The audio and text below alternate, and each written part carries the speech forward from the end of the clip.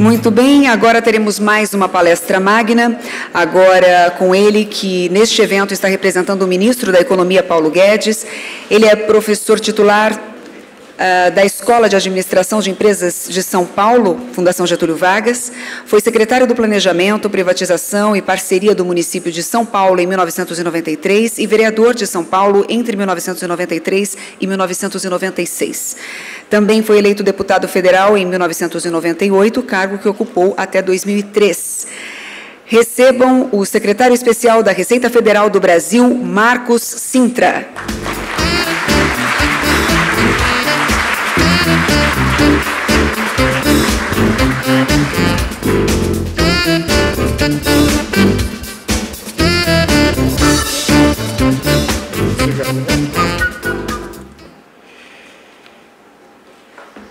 Bom dia a todos. É uma alegria, uma satisfação e uma responsabilidade muito grande falar depois do ministro Henrique Meirelles. Mas esse público e a importância desse evento certamente serão estímulos suficientes para nós termos uma boa discussão aqui, um bom debate. Queria cumprimentar a todos, tantos representantes importantes da categoria dos auditores fiscais, tributaristas, cumprimentar todos os organizadores deste evento, tanto nós brasileiros quanto os que vêm de fora, e particularmente a quem nos visita, quero cumprimentar o Dr. Nuno Barroso e o nosso querido Márcio Verde também, do CIT, que vem a brilhantar esse evento com a sua verve e o seu conhecimento usual. Mas eu queria, grande amigo Heleno Torres aqui, aumentou ainda mais a minha responsabilidade, mas eu queria dizer, eu vejo aqui que eu tenho 30 minutos, e eu queria dividir essa minha fala basicamente em duas partes. Uma primeira, logicamente, não poderia deixar de ser abordada aqui, a questão da reforma tributária, a questão que está hoje no centro do debate público nacional, que são as reformas estruturais, que o ministro Henrique Meirelles, inclusive, mencionou aqui como fundamentais para a retomada do crescimento econômico brasileiro e, sobretudo, a solvência, sinalização positiva nas expectativas empresariais. E queria falar também alguma coisa sobre os desafios dos tempos modernos aos auditores fiscais, aos tributaristas e aos economistas. Eu vi aqui o ministro Meirelles falar da importância dos auditores fiscais e realmente é uma categoria importante. Jamais esperei, até pela minha trajetória de vida, que estaria no comando de uma dessas estruturas, aliás, de formidável competência técnica. Mas eu brinco dizendo que a profissão de coletor de impostos é a segunda profissão mais antiga do mundo. A primeira é muito apreciada e a segunda nem tanto, que é a dos auditores fiscais, dos coletores de impostos. E é dentro desse contexto que eu gostaria de mostrar algumas contradições e alguns desafios que se apresentam para nós brasileiros e para os auditores fiscais. Eu vou começar com o nosso tema mais caseiro, reforma tributária, e eu gostaria de deixar aqui um breve panorama de como, no governo federal, nós estamos vendo o andamento desta importantíssima questão. Eu venho acompanhando reforma tributária e todas as discussões sobre reforma tributária há 30 anos. Os senhores se lembram que a Constituição de 88 estabeleceu que, alguns anos depois, 4 ou 5 anos depois, haveria revisão de alguns capítulos da Constituição, e foi quando o presidente Collor, então, e a tributária seria um desses capítulos a serem revistos, E o presidente Collor criou a famosa comissão Ariosvaldo Matos Filho, composta por ilustres tributaristas, para apresentarem um grande projeto de revisão do capítulo tributário da nossa Constituição. Não logramos sucesso, por várias razões, e, a partir de então, nos últimos 30 anos, o que temos assistido é um desenrolar permanente de insucessos e de fracassos na reforma tributária. E eu acompanhei vários desses episódios. Em 95 houve uma tentativa de reforma, depois de 98, o então relator Mussa Demes, muitos dos senhores vão se lembrar, na comissão especial presidida pelo ex-governador Germano Rigoto. Depois vieram outras tentativas, em cada legislatura uma nova tentativa tem sido feita, no sentido de se apresentar projetos de reforma tributária. Depois veio Virgílio Guimarães, depois veio Sandro Mabel, depois veio Raul, enfim, foram várias as tentativas. Eu mesmo, em 2001, apresentei um projeto do Imposto Único, que tramitou pela Comissão Especial de Reforma Tributária, que é a PEC 474/2001, está pronta para ser votada. O Raul aprovou o projeto dele agora recentemente, também completando a tramitação legislativa, mas o fato é que em 30 anos não conseguimos avançar, e pelo contrário, em 30 anos tivemos modificações pontuais, modificações casuais específicas na nossa legislação tributária em todos os níveis, de tal forma a criarmos o que Roberto Campos já chamava, muitos anos atrás, um Frankenstein tributário que está ficando cada dia mais feio, cada dia mais deformado. E a grande pergunta é o que acontece? Por que não se consegue fazer reforma tributária no Brasil? Qual é a grande dificuldade? Porque se levantar a mão, se perguntar para todo mundo aqui quem é a favor da reforma tributária, é a unanimidade. Nós sabemos que o diabo mora nos detalhes, as dificuldades são as várias formas de se fazer a reforma tributária, mas o insucesso é uma característica, e eu atribuo a principal razão ao nosso modelo federativo, né? O Brasil é um país muito complexo, E a nossa federação, constituída pelo governo central, 27 estados, ela sempre se apresentou com uma dificuldade e, aparentemente, insuperável no sentido de se construir uma reforma tributária que atendesse a todo o país. E agora, particularmente, eu acho que o problema fica ainda mais difícil. O problema torna-se ainda mais complexo a partir da inserção muito mais ativa de aproximadamente 5.600 participantes, que são os prefeitos municipais, que não eram protagonistas, sempre foram, logicamente, mas não eram os protagonistas principais nos debates de reforma tributária que nós temos conhecimento ao longo desses 30 anos, mas agora são fundamentais, são particularmente importantes. E por que isso? Porque o mundo está mudando de tal forma, as inovações tecnológicas, o momento da economia virtual, a economia digital, que se contrapõe à economia analógica do século passado, tornou a base serviços a de maior expansão, a de maior dinamismo, a de maior impacto do ponto de vista de crescimento da arrecadação. E todo mundo percebe isso.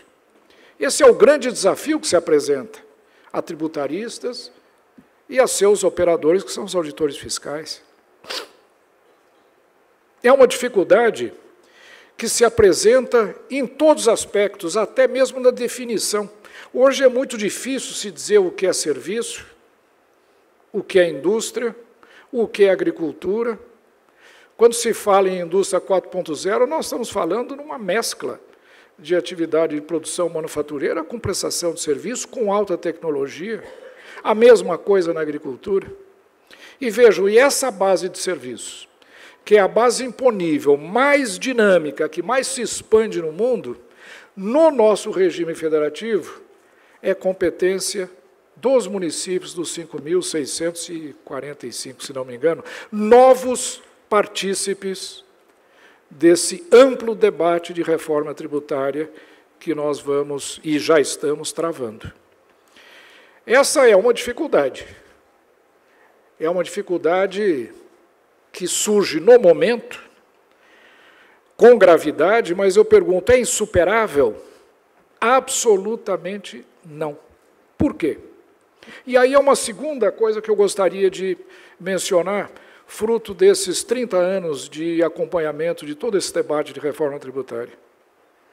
Eu acho que é a primeira vez, Márcio, que nós estamos assistindo executivo e legislativo trabalhando juntos em prol de um projeto de reforma tributária.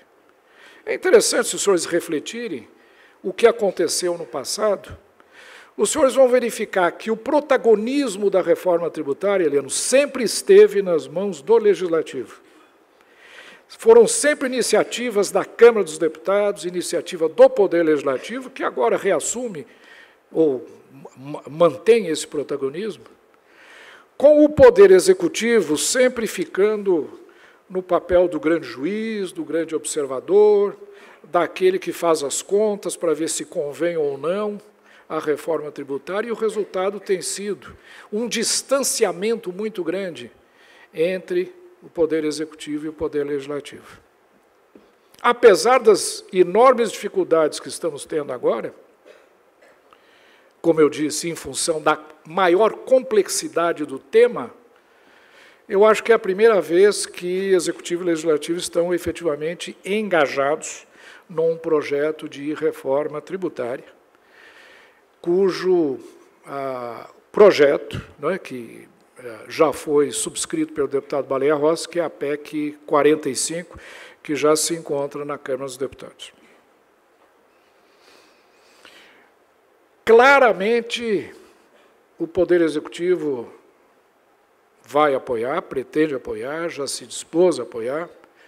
Vejo aqui o Eurico de Santos sentado, quantas vezes já conversamos sobre esse tema, quantas vezes já conversamos com Bernardo Api, Nelson Machado, Isaías Coelho, enfim, toda a equipe do CECIF, em termos da construção de um projeto de reforma tributária ampla para o país.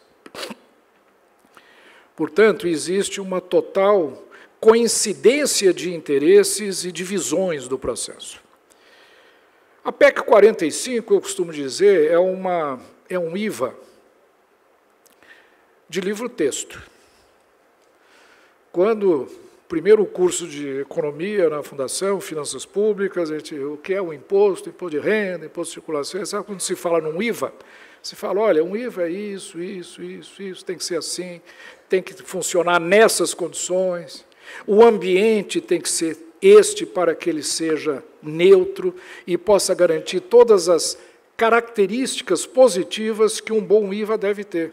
Neutralidade, simplicidade, economicidade, que são as características que economistas sempre procuram trazer aos seus modelos tributários.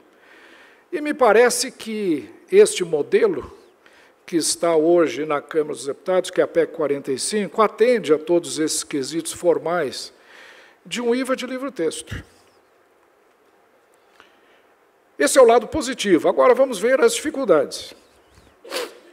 Para que um IVA de livro-texto funcione, existem algumas condições de contorno, algumas hipóteses, que os economistas pressupõem estarem presentes, para que esse modelo efetivamente consiga realizar os benefícios fundamentais de um bom IVA. E aí são várias as exigências, os condicionantes, as hipóteses que devem estar presentes. Conhecimento perfeito, mobilidade perfeita, enfim, o que se chama um mercado competitivo perfeito. Infelizmente, no mundo real, essas condições não estão presentes. Existe uma grande diferença entre os modelos heurísticos que nós temos nos nossos livros-textos e aquilo que efetivamente se apresenta como a realidade do dia a dia. Essa é uma dificuldade que nós vamos ter que superar. E dou um exemplo, apenas um, para os senhores entenderem os desafios que vão ser apresentados por um modelo como esse. É fundamental que, para garantir a neutralidade de um IVA livro-texto, haja, primeiro, universalidade em termos de base, todos os bens e serviços têm que ser tributados pelo mesmo imposto, pelo IVA, e, ao mesmo tempo, a exigência de uma alíquota única. 2 alíquotas, 3 alíquotas, introduzem elementos de imperfeição impositiva que vão gerar efeitos de cumulatividade, efeitos distorsivos na alocação de recursos da economia. Esse é um grande desafio. Eurico, como é que nós vamos convencer os nossos parlamentares a ter uma alíquota só?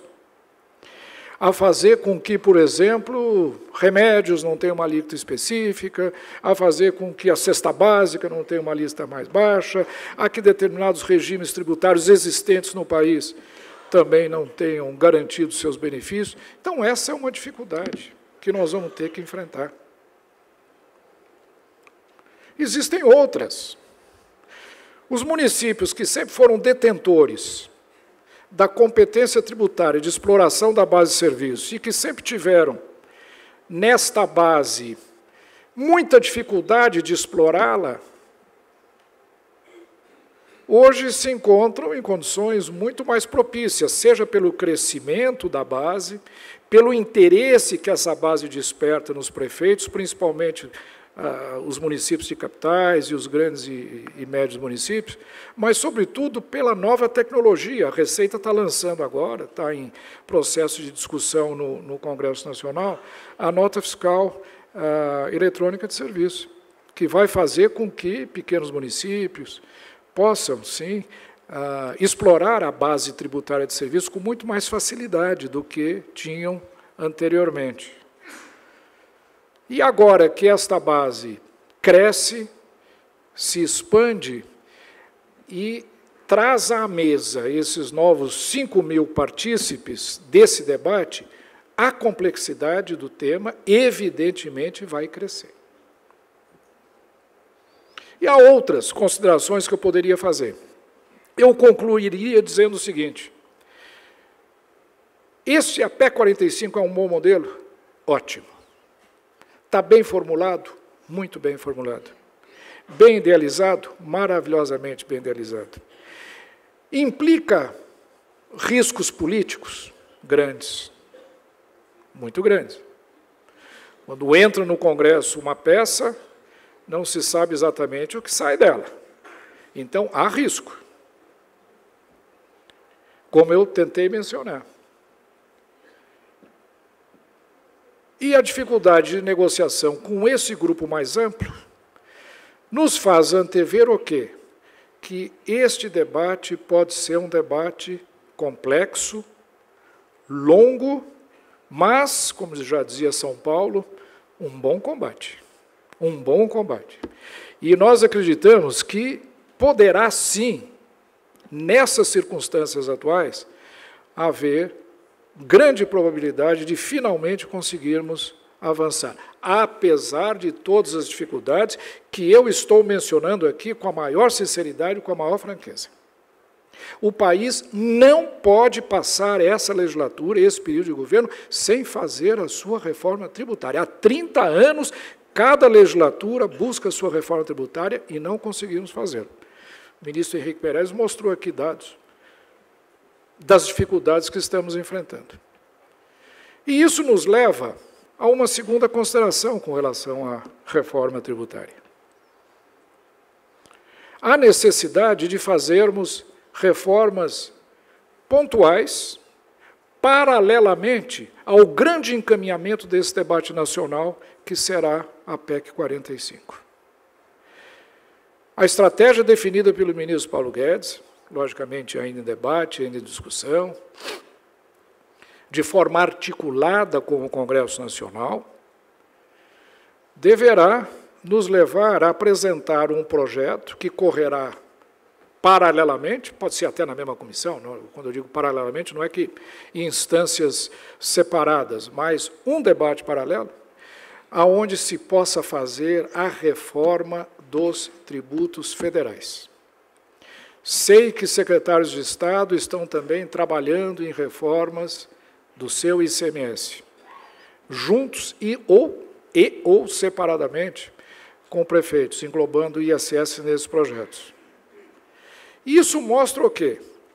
Que, paralelamente a essa grande discussão que poderá construir esse IVA nacional, que seria a situação ideal a que todos nós almejamos chegar, paralelamente ela tenha alguns suportes, alguns encaminhamentos que possam ir melhorando o ambiente tributário brasileiro, que, principalmente do ponto de vista de tributos federais, urgentemente necessitam ser reformados, revistos, revisados, reconstruídos. Os que conhecem o nosso PIS/COFINS sabem do caos que esse tributo se transformou. O nosso contencioso tributário gerado pela complexidade desse sistema é alarmante. Por isso que toda vez que eu vejo nosso amigo Leon Torres aqui, eu falo, precisamos fazer alguma coisa com isso, Leon. A lei da transação, precisamos trabalhar nisso. Precisamos fazer com que esse gigantesco contencioso tributário seja resolvido. Mas, a grande pergunta que o ministro Paulo Guedes sempre faz, mas por que o contencioso é tão gigantesco? Porque nós temos uma legislação tributária mal concebida, complexa, burocratizada e, eu diria, ultrapassada. Então, nós precisamos trabalhar pontualmente na reforma dos tributos federais e faremos isso num tripé, com 3 pernas. A primeira perna é a desoneração da folha de pagamentos. Essa é uma característica do mundo moderno que é visível a olho nu. Nós não podemos ter um regime geral de previdência, um sistema previdenciário financiado por incidências sobre folha de salários, sobre folhas de salários ou de relações de trabalho formais.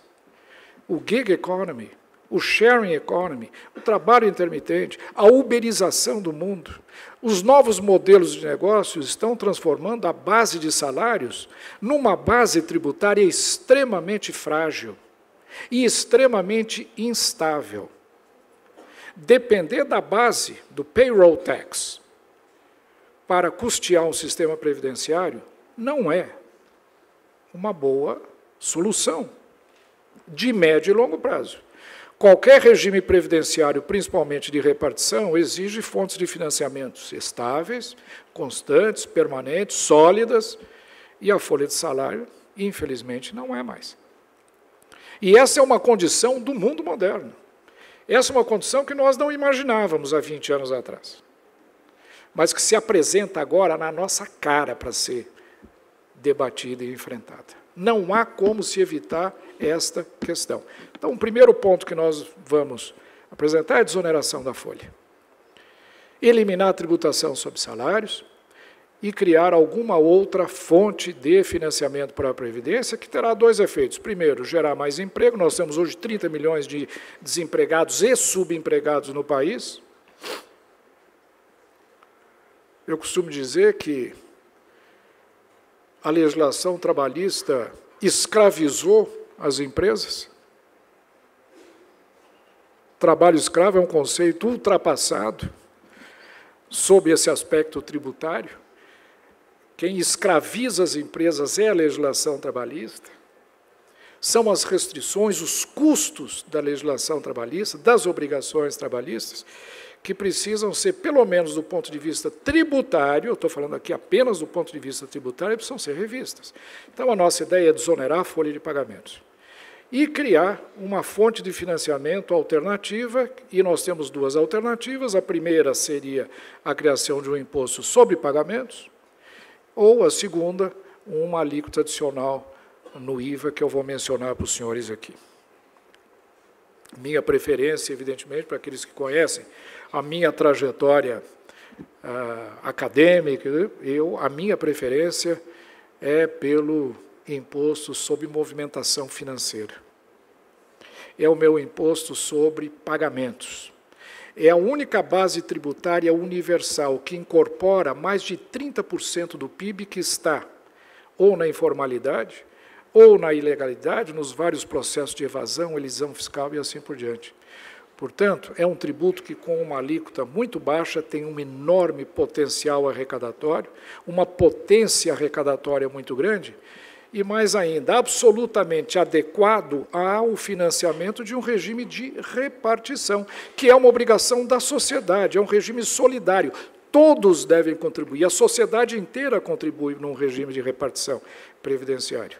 E o tributo que mais universaliza a base de incidências é um tributo sobre pagamentos. Essa é uma alternativa.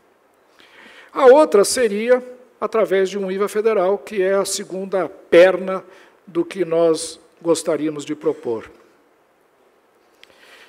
Seria um novo tributo sobre, em realidade, um novo regime tributário, que englobaria o PIS, COFINS, o IPI, a base não regulatória, a arrecadação não regulatória do IOF. Só se lembra que quando a CPMF foi extinta, o 0,38 foi imposto como IOF em todas as operações de crédito. Isso não é uma imposição regulatória de política econômica, mas estritamente arrecadatória. Então, reuniríamos todos esses tributos e criaríamos um IVA federal. Esse IVA federal, e isso é muito importante ser dito, seria construído como um espelho, com as mesmas características, com os mesmos condicionantes da PEC 45. Na expectativa de que, sendo um IVA federal, onde a jurisdição tributária é apenas o governo central, poderá caminhar muito mais rapidamente no Congresso Nacional, não envolverá discussão com prefeitos e governadores, e, finalizada esse debate, que poderá ser mais longo, mais difícil, do IVA nacional, a acoplagem desses dois sistemas se dê com a maior naturalidade possível. Então, a ideia é nós criarmos um IVA federal, que será o espelho do IVA da PEC 45, que está sendo proposta lá, mas aplicada apenas a nível federal. E o terceiro componente desse tripé, que nós gostaríamos, em breve, de anunciar, de lançar para debate nacional, é a reforma do imposto de renda. Vale dizer que tanto a questão da desoneração de folha quanto a questão do imposto de renda, pessoa física e jurídica, não são objeto da PEC 45. Portanto, nós estaremos complementando o esforço da PEC 45, adicionando esses dois itens de interesse do governo federal. E na questão do imposto de renda, evidentemente, é a harmonização do nosso imposto de renda, tanto pessoa jurídica quanto pessoa física, o que está acontecendo no mundo inteiro, né? Redução de alíquotas de imposto de renda pessoa física, rediscussão de alguns benefícios no nosso imposto de renda que existem, a CRIS, os CRAS, os CRIs, os benefícios aos fundos exclusivos, tributação sobre dividendos, juros sobre capital próprio, enfim, uma série de características serão rediscutidas para criarmos um imposto de renda pessoa jurídica harmonizado com o que está acontecendo em outras partes do mundo e, ao mesmo tempo, também uma revisão, um reolhar ao imposto de renda pessoa física. O presidente tem dito que é expectativa dele ampliar os níveis de isenção, eventualmente até reduzir carga tributária lá na frente, caso o processo de ajuste fiscal tenha sucesso. Então, esse será o terceiro componente do nosso projeto, a revisão do imposto de renda pessoa física e jurídica. Em suma, o que eu quis trazer aqui aos senhores, e eu vou gastar o tempo que me resta para falar na segunda parte desta minha apresentação, que eu quero mudar de tema, nós estaremos trabalhando de maneira conjugada com a PEC 45, porém tratando da revisão do modelo tributário do governo federal de forma mais célere, de forma mais ágil, porque não podemos correr o risco de passar mais 4 anos mantendo o sistema tributário como se encontra hoje.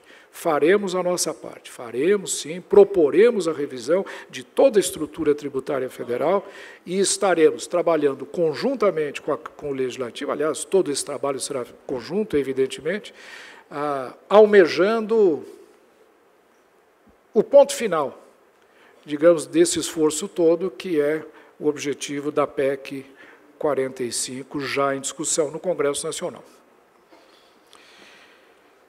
Mas aí vem algumas perguntas que me parecem que devem ser colocadas por todos os senhores tributaristas, auditores e economistas. E é interessante que o debate tributário, gozado, quando eu estava na faculdade, os cursos de finanças públicas, etc., normalmente eram os cursos que tratavam da questão tributária, né?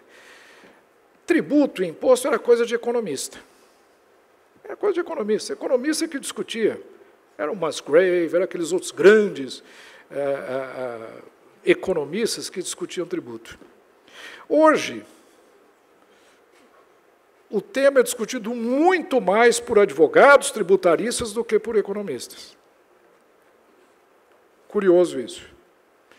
As preocupações dos economistas com relação à eficiência econômica, com relação à neutralidade, aos impactos tributários no funcionamento da economia, está sendo sobrepujado hoje por uma visão mais judicial, mais institucional da questão.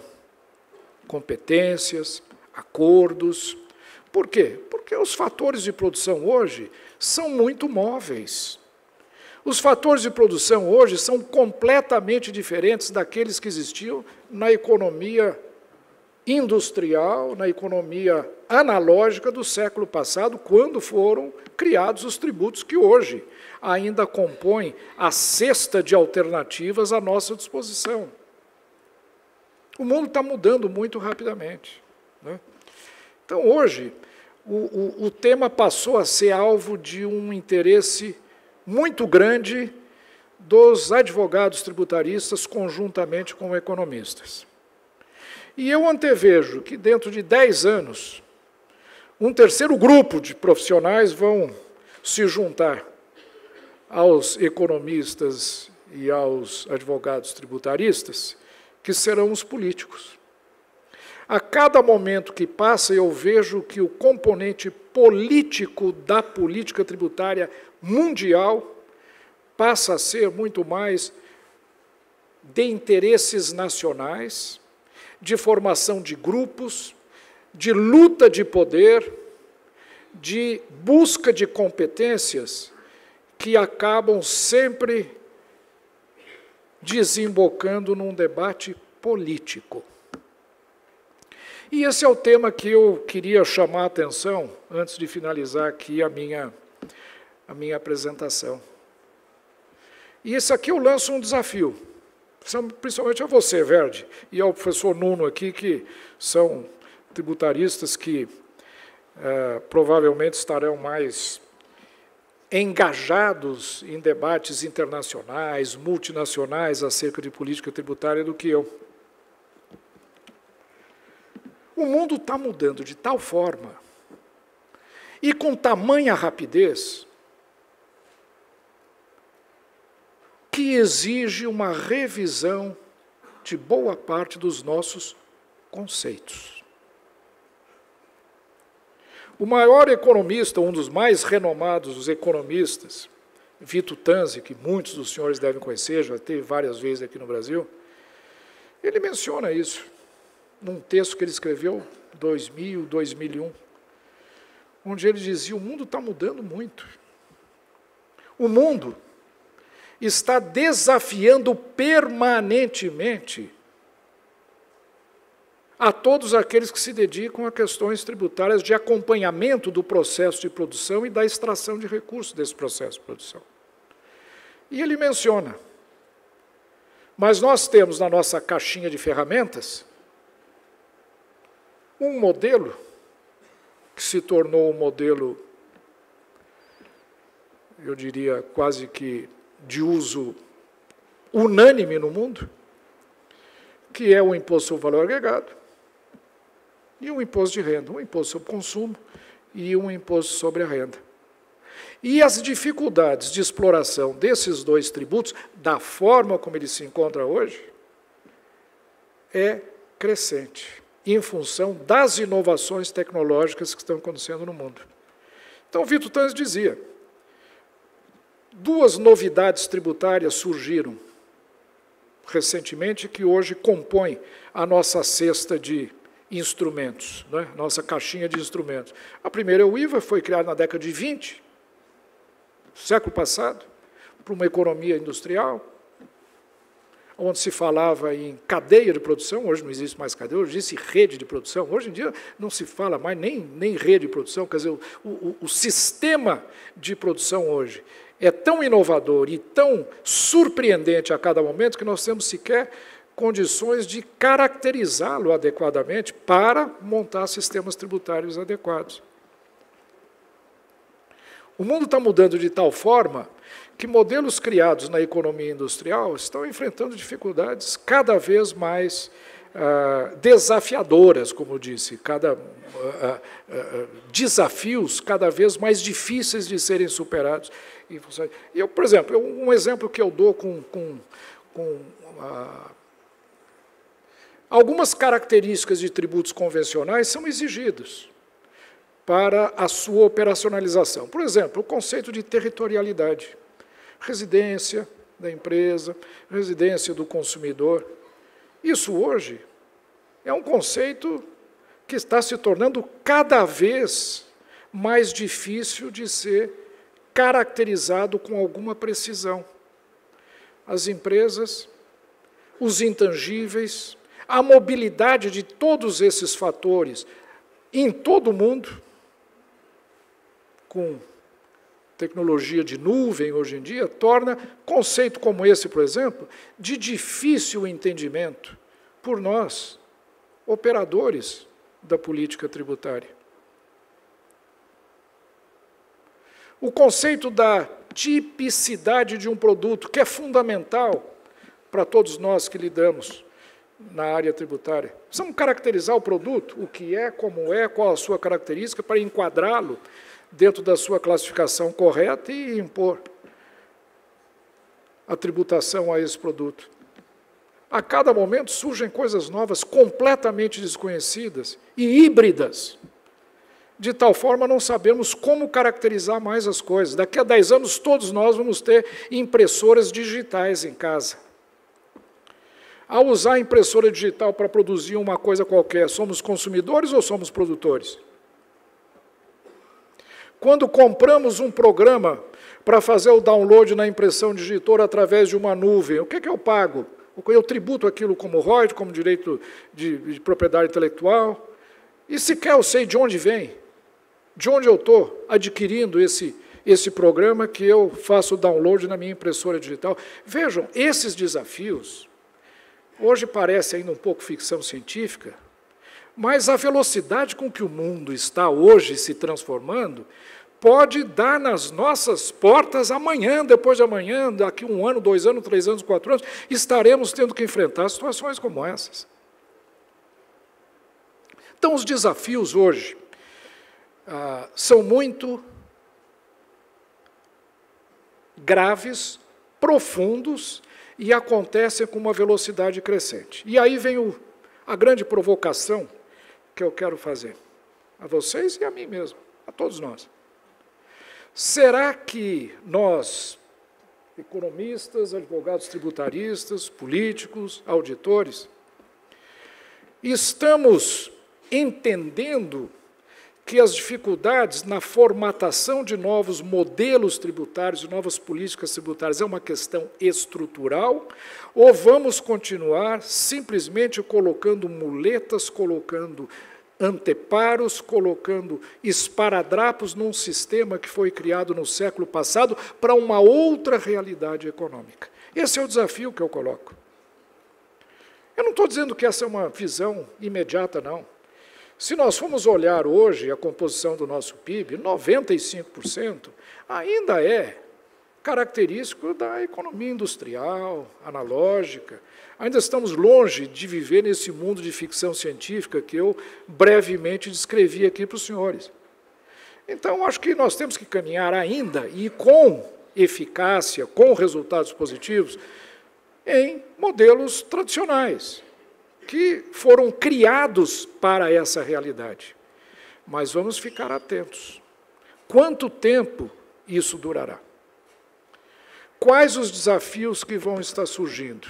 E a pergunta, estamos pensando em novos modelos tributários? Estamos pensando em rever conceitos para buscar novas soluções para todos, para toda essa realidade que se apresenta perante nós? Eu acho que não.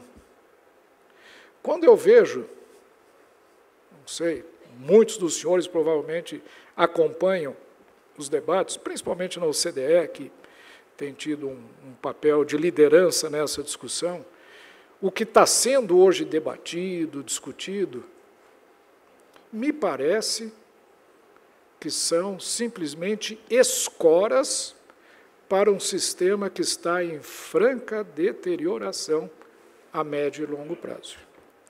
E isso se faz com um custo enorme, em termos de compliance, em termos de exigências, em termos de negociações, em termos de conflitos políticos, porque se tenta improvisar, se tenta dar sustentação a um modelo que não se ajusta mais à realidade do mundo moderno.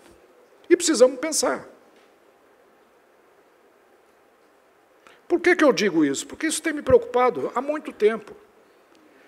Eu tenho sido um dos defensores da tributação sobre fluxos de pagamento, tributação eletrônica, tributação sobre fluxos financeiros.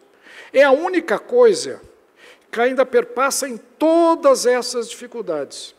Apesar de todas as dificuldades que eu mencionei de identificar origem, destino, residência, tipificação, sempre continua existindo um fluxo financeiro ao nosso alcance. E eu pergunto, será que esse não é um caminho para ser explorado? Nós tivemos, durante 12 anos funcionando aqui,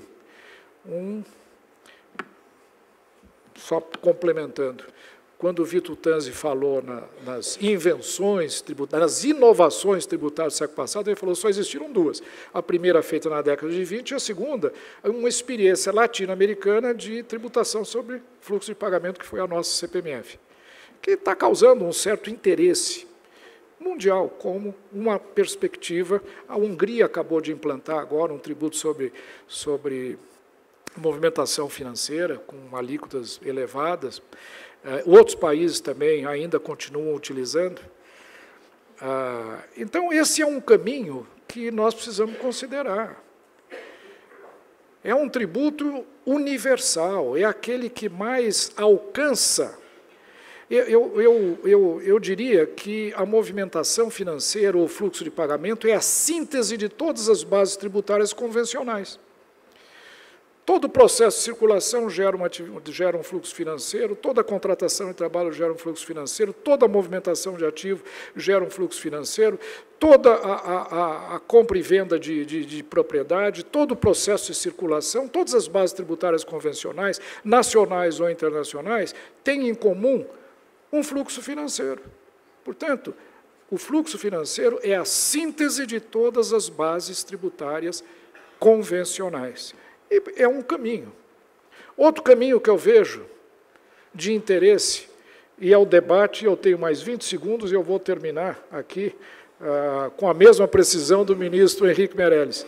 Outro caminho que eu vejo também com enorme interesse é a tributação do discounted cash flow tax, do imposto de renda, que está sendo muito... que era um modelo que teria sido utilizado nos Estados Unidos para a reforma tributária do Trump, por alguma razão política acabou não sendo utilizado, mas que está trazendo um enorme debate como um mecanismo de tributação de renda muito interessante e muito semelhante ao fluxo financeiro, que é o fluxo de caixa, o descontado com origem no destino, que está sendo discutido pelo Keane, do Fundo Monetário, enfim, outros grandes economistas da Universidade de Oxford e também nos Estados Unidos.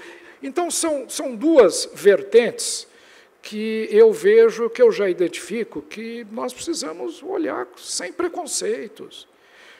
O mundo está mudando e nós não podemos ficar ancorados num modelo que cada vez mais enfrenta dificuldades operacionais e cuja sobrevivência só se dará às custas de mais controle, mais fiscalização, mais exigências, mais custos de compliance, mais dificuldades e mais contencioso, em função desses novos modelos que surgem a cada momento. Era isso que eu queria trazer como discussão e como contribuição a esse congresso. Eu espero que os senhores, ao longo desses 2 dias, tenham oportunidade de ter um debate rico. Tentarei, na medida do possível, participar do maior número de sessões para acompanhar essa discussão, mas vejo que nós, coletores de impostos, nós que estudamos formas de garantir o funcionamento solidário de uma sociedade, isso não existe sem a nossa atividade. Nós temos um grande desafio pela frente. Não é só olhar o desafio de hoje, de amanhã, o que está acontecendo hoje, amanhã, qual fazer a reforma que nós precisamos fazer para os próximos 5 anos, não. Precisamos começar também a olhar com uma mente aberta para o mundo do futuro, que cada vez mais nos assombra, a cada segundo, a cada minuto, e com velocidades crescentes. Esse é um desafio que nós precisamos enfrentar, e eu parabenizo a todos os organizadores desse congresso por nos dar a oportunidade de debater temas como esse aqui. Muito obrigado.